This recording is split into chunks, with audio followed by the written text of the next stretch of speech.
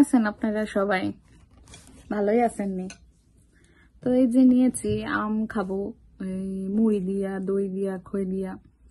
ছোটবেলা খাইছেন আপনারা? তো আমি খাইছি। জানেন, আমরা 7টা আম গাছ ছিল। আমি যে গাছের আম পছন্দ করতাম, আমার ভাই হয়ে গেছে আমি খাইবো।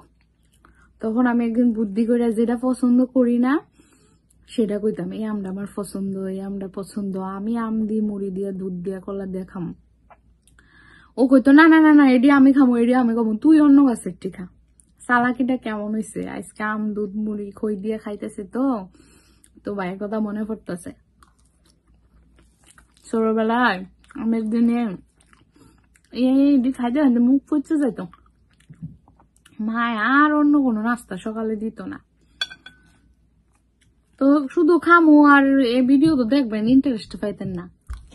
ইদানিং দেখি অনেকে আপনার দান করে।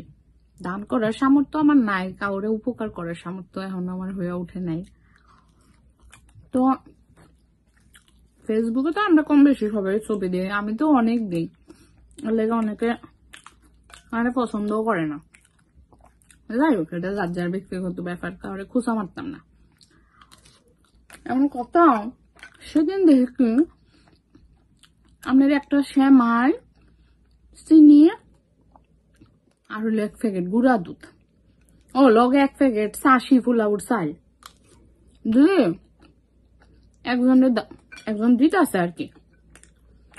দেখি ওমা 9 জনে ধরছে প্যাকেটটারে, আর যারে দিতেছে একজনের ছবি আছিল ছবিটার মধ্যে।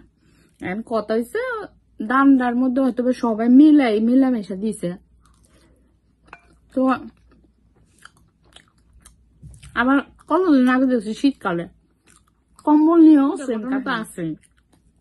অনেক বছর আগে আমার স্টুডেন্টের বাবা আমার বেতন দিতে আসছে। টুপুর সামনে ঈদ, কত খরচ, বউ নিল 1 লাখ টিয়া, পোলারে মায়ারে দুনিয়ার গল্প করতেছে আমার সাথে, আমার বেতন দিতে আইসা।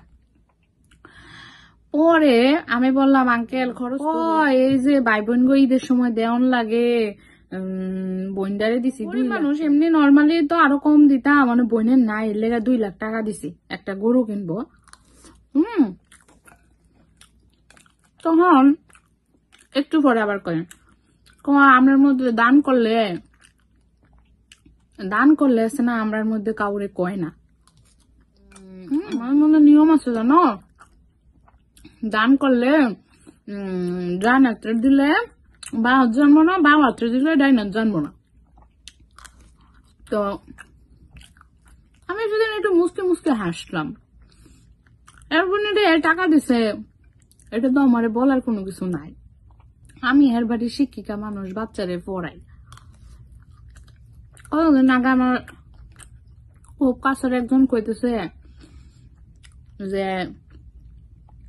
একজনের দেখলাম এমন দান করতেছে।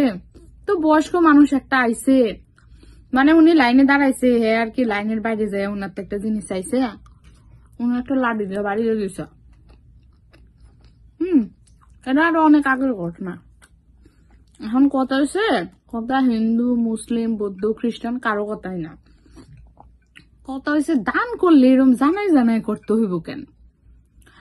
আজকে আপনি একটা এতিম খানাতে খাওয়ান, হ্যাঁ এতিম বাচ্চাদের খাওয়ান, সেটা আপনি জানাইতে পারেন। তার কারণ কি, আপনারা দেখলে অনেকের মাথায় হয়তো এই ভাবনাটাই নাই যে এরকম খাওয়াইতে হবে, বা মানে এই কাজটা করতে হবে, বা এটা আসলে করা যায়।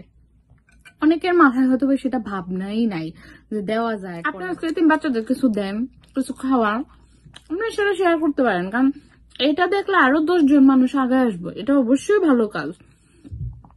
কিন্তু একটা শ্যামাই ফুটলে আর একটা ফুলাওয়ার সালাদ দুধ দিয়ে 10 জন এমনি দড়ি রাখেন, মানে এটা কোন ধরনের দান?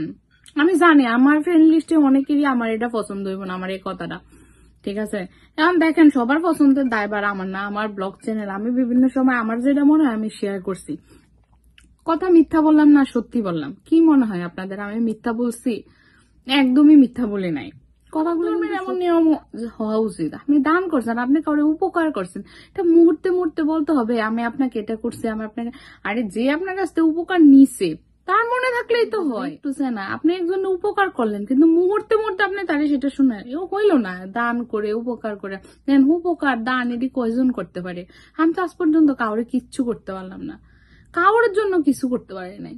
তা আসলে আমার মনে হয় না এটা বলা উচিত। কি বলেন আপনারা, বলেন তো?